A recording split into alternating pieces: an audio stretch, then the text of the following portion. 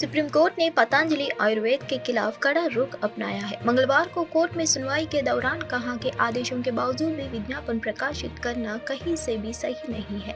Court में justice Ahsanuddin Amanullah खुद अखबार के लेकर अदालत आए। सुनवाई के दौरान जस्टिस अमानुल्लाह ने कहा कि आप में कोर्ट के आदेश के बाद भी यह विज्ञापन लाने का साहस और गट्स रहा। अब हम एक बहुत सख्त आदेश पारित करने जा रहे हैं। हमें ऐसा इसलिए करना पड़ रहा है क्योंकि आप कोर्ट को उकसा रहे हैं। कोर्ट ने सुनवाई के दौरान पूछा कि आप कैसे कह सकते हैं कि आप बीमारी को ठीक कर देंगे। कोर्ट ने कहा कि हम इस मामले को एलोपैथ बनाम आयुर्वेद की बहस नहीं बनाना चाहते हैं, बल्कि याचिकाकर्ताओं ने जो मुद्दा उठाया है उसका समाधान ढूंढना चाहते। इसके अलावा कोर्ट ने कहा कि केंद्र सरकार भ्रामक चिकित्सा विज्ञापनों ने निपटने के लिए एक योजना कोर्ट के सामने रखी है। मराठा आरक्षण की मांग का चेहरा बन चुके मनोज जरंगे पटेल की मुश्किलें बढ़ सकती हैं। दरअसल कुछ दिन पहले मनोज जरंगे ने कहा था कि उनकी जान को डिप्टी सीएम देवेंद्र फडणवीस से खतरा है। महाराष्ट्र विधानसभा में इस बात पर काफी चर्चा भी हुई है। अब इस मामले में एक नया मोड़ आ गया है। भाजपा विधायक आशीष शेलार ने इस मुद्दे पर विधानसभा में चर्चा भी की है। सबका पक्ष सुनने के बाद महाराष्ट्र विधानसभा अध्यक्ष राहुल नरवकार ने मराठा आरक्षण कार्यकर्ता जरंगे पटेल के डिप्टी सीएम देवेंद्र फडणवीस से जाने से मारने की धमकी को दावे पर एसआईटी जांच के आदेश दिए हैं। गगनयान मिशन का इंतजार कर रहे भारत को आज एक अच्छी खबर मिली है। प्रधानमंत्री मोदी ने केरल के तिरुवनंतपुरम में विक्रम साराभाई अंतरिक्ष केंद्र में चयनित 4 अंतरिक्ष यात्रियों के देश से परिचित कराया। भारतीय वायुसेना ने इन नायकों को अंतरिक्ष में जाने के चुना है। खास बात यह है कि इसरो ने कई उम्मीदवारों की जांच करने के बाद आखिरकार 4 उम्मीदवारों की सूची तैयार की है। हालांकि भारतीय प्रधानमंत्री मोदी ने इन अंतरिक्ष यात्रियों को मंच पर बुलाया और दुनिया से उनका परिचय कराया। गगनयान से अंतरिक्ष में जाने की तैयारियां कर रहे यात्रियों के नाम है group captain Prashant Balakrishna Nair, group captain Ajit Krishnan, group captain Angad Pratap और विंग कमांडर शुभांशु शुक्ला। उन्होंने कहा कि वायुसेना के ये जवान हर तरह के लड़ाकू विमानों के बारे में जानते हैं। कांग्रेस के वरिष्ठ नेता राहुल गांधी ने कहा कि महिलाओं ने कपड़ों की पसंद का सम्मान किया जाना चाहिए। किसी व्यक्ति को यह तय नहीं करना चाहिए कि उसे क्या पहनना है। उन्होंने ये टिप्पणी उत्तर प्रदेश के अलीगढ़ मुस्लिम विश्वविद्यालय की छात्राओं से बात करते हुए की है। हालांकि कर्नाटक के पिछली भाजपा सरकार ने राज्य के शैक्षणिक संस्थानों में हिजाब पहनने पर प्रतिबंध लगा दिया था।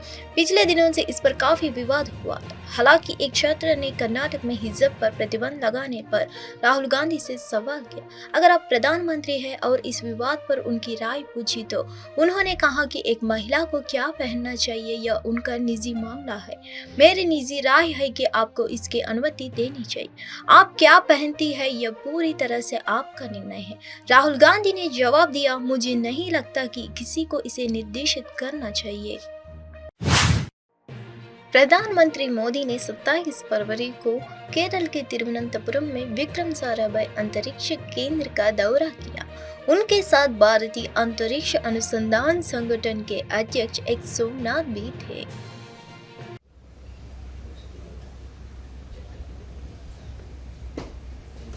असेंबली इंटीग्रेशन एरिया जो कि काफ़ी इम्पोर्टेंट फैक्टर है इस पूरे स्पेस स्टेशन के लिए और केरल के लिए ख़ासतौर पर स्पेस सेक्टर के लिए काफ़ी अहम, क्योंकि 1800 करोड़ रुपए की जो सबसे बड़ा मिशन देश का स्पेस सेक्टर में गगनयान मिशन, उसकी समीक्षा का भी आज दिन है। वहाँ से ये तस्वीरें हम आपके लिए लेकर के आ रहे हैं। जैसा कि आपको पता है कि ये प्रधानमंत्री का 2 दिनों का बहुत ही अहम दौरा है। VSSC का जो ट्राइसोनिक विंड टनल है, एडवांस एरोडायनेमिक टेस्टिंग के लिए जो बनाया गया है, वो स्पेस में लॉन्च किया जाता है। तो वो वहाँ के बाहरी वातावरण के साथ कैसे, इसके साथ ही IPRC जो महेंद्रगिरी है उसके नए टेस्ट फैसिलिटी का भी आज शुभारंभ किया जाएगा, जो कि कई स्टेज की टेस्ट फैसिलिटीज होती हैं, उसमें semi cryogenic integrated engine and stage. जी देखिए अजय, बहुत ही बड़ा दिन, बहुत ही ऐतिहासिक दिन। ये विक्रम साराभाई स्पेस सेंटर की तैयारी जो है उसे पूरा होते हुए देख रहे हैं और इसी से मिलने के लिए डाइस पर पहुंच रहे हैं।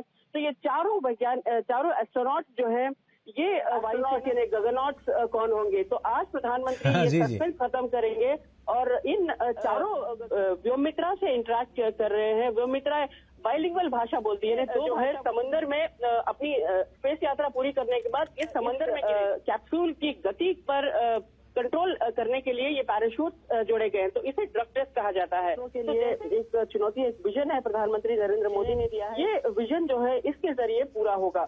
और अब हम देख सकते हैं कि इसके लिए भी इसरो ने तैयारियां शुरू कर दी है। देखिए, भारत के महाराष्ट्र में विपक्षी दलों के नेताओं ने 27 फरवरी को राज्य में कानून व्यवस्था की स्थिति को लेकर मुंबई के विधान भवन के बाहर विरोध प्रदर्शन किया।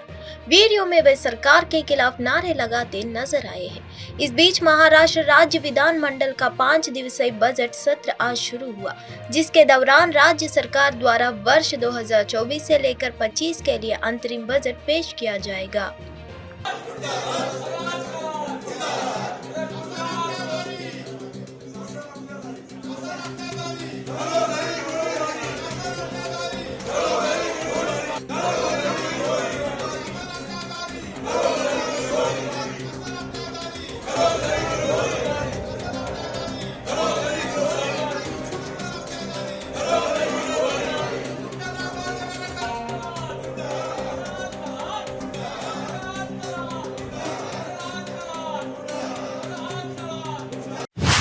देश की 10 राज्यसभा सीटों के लिए मतदान चल रहा है। भारतीय जनता पार्टी के 8 और समाजवादी पार्टी के 3 उम्मीदवार मैदान में हैं।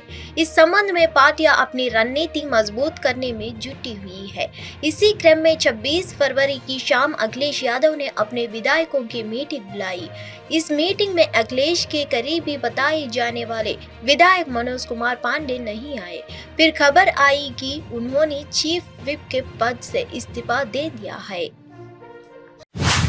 दिल्ली के मुख्यमंत्री अरविंद केजरीवाल ने सुप्रीम कोर्ट में अपनी गलती मानते हुए माफी मांगी है।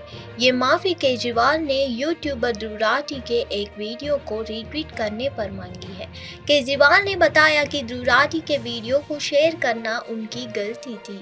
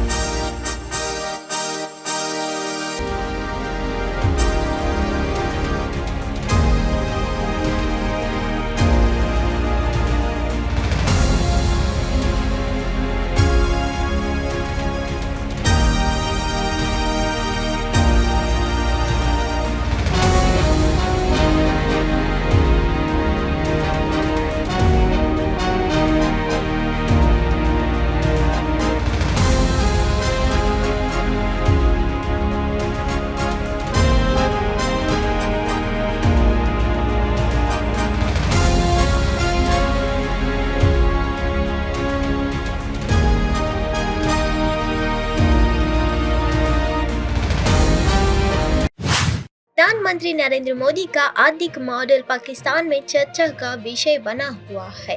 पीएम मोदी के आर्थिक मॉडल से प्रभावित हुई पाकिस्तान प्रांत की पहली महिला सीएम मरियम नवाज है। मरियम नवाज का इरादा पीएम मोदी के आर्थिक मॉडल के समान कार्यक्रम लागू करने का था।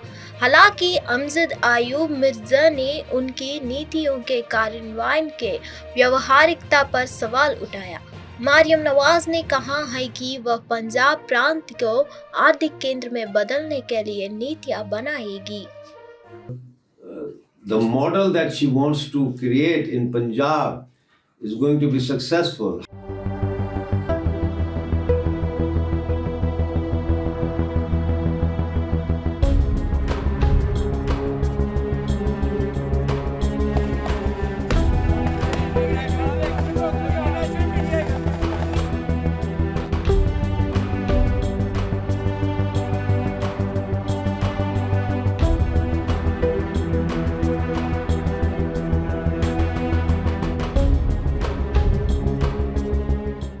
Maryam Nawaz Sharif, daughter of former Prime Minister Mia Mohammad Nawaz Sharif, has taken an oath for the Chief Minister of Punjab, and she has made a very elaborate speech during her debut as Chief Minister. She is the first woman Chief Minister of Punjab, but the economic model that she has presented is like a copy paste of the Modi's economic model.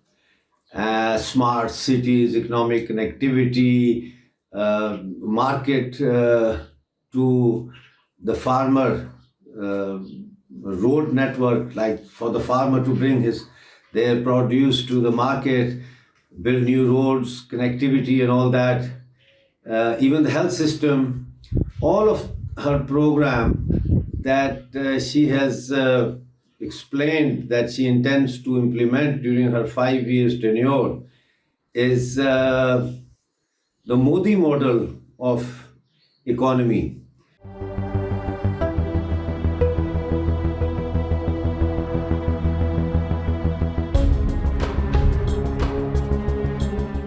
The question here is, without the interference of the bureaucracy and without the interference of the आज के समय में राष्ट्रीय सुरक्षा को एक जटिल गणना बताते हुए विदेश मंत्री एस जयशंकर ने वास्तविक नियंत्रण रेखा पर चीनी घूस बाइट और उरी और बालाकोट में अपनी क्रूर प्रतिक्रियाओं के माध्यम से पाकिस्तान से सीमा पार आतंकवाद के प्रति भारत की प्रतिक्रिया पर प्रकाश डाला है। When we were challenged on the LAC with China, our rapid and effective counter deployments were the appropriate answer. On the Western Front, the long-standing challenge of cross-border terrorism now elicits more befitting responses. Believe me, Uri and Balakot send their own message. In such a world, the calculus of national security has understandably become much more complicated. Traditional methods of competing and pressurizing are buttressed by new tools of influence and disruption.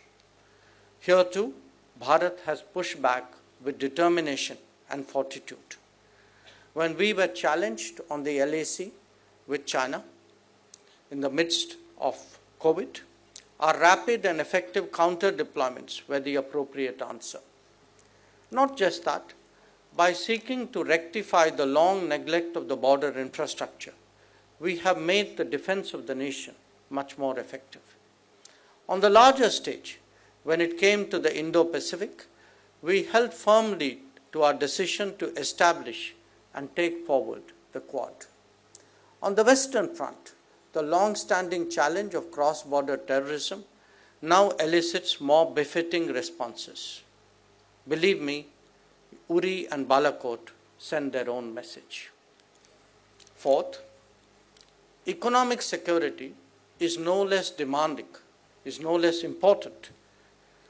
The world today confronts the reality of massive over-concentrations created by misplaced globalization. The resulting leveraging, the opaqueness and the distortions are key concerns not only of the international economy, but to global security as well. Unlike the past, Bharat does not accept that openness to the world justifies undermining level playing fields at home. On the contrary, it now seeks to build the deep national strengths where technology progress rests on the foundation of better manufacturing. Our goal is to participate